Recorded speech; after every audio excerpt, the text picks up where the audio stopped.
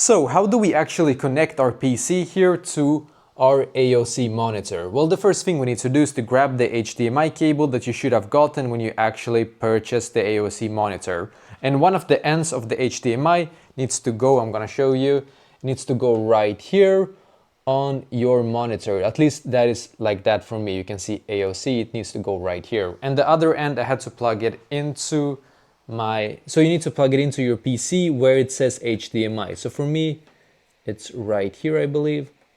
So I'm just gonna plug it in here.